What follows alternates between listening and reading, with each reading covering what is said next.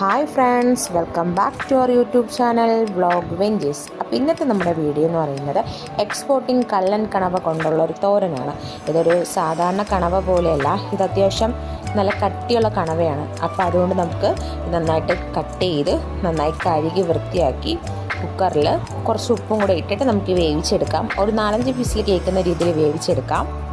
അതിനുശേഷം ഇതിനാവശ്യമായിട്ടുള്ള ചെറിയ ഉള്ളി, ഇഞ്ചി, വെളുത്തുള്ളി, സവാള, പച്ചമുളക് ഇതെല്ലാം ചെറുതായിട്ട് അരിഞ്ഞതിന് ശേഷം നമ്മൾ ചൂടായ ഒരു പാനിലേക്ക് കുറച്ച് എണ്ണയും കടുകും കുറച്ച് കറിവേപ്പില ഇട്ടതിന് ശേഷം അതിലേക്ക് ഈ പറഞ്ഞ ചെറിയ ഉള്ളി, സവാള, ഇഞ്ചി, ചെറുതായിട്ട് അരിഞ്ഞ് വെച്ച ഇഞ്ചി, വെളുത്തുള്ളി, പച്ചമുളക് ഇതെല്ലാം കൂടെ ചേർത്ത് നല്ല രീതിയിൽ അത് വെന്ത് വരുന്നത് വരെ നമുക്ക് വെയിറ്റ് ചെയ്യാം.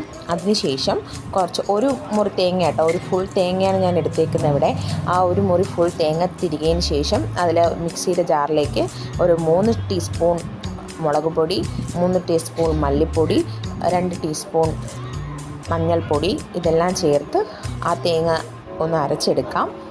അതിനുശേഷം നമ്മൾ റെഡിയാക്കി വെച്ചിരിക്കുന്ന ഉള്ളിയൊക്കെ അത്യാവശ്യം നല്ല രീതിയിൽ വെന്ത് വന്നിട്ടുണ്ട്. അതിലേക്ക് നമ്മൾ കുക്കറിൽ വേവിച്ച് വെച്ച കണവ അതിലേക്ക് ആഡ് ചെയ്യുക. കൂടാതെ നമുക്കതിലേക്ക് തേങ്ങ മിശ്രിതവും കൂടി അതിലോട്ട് ആഡ് ചെയ്യാം.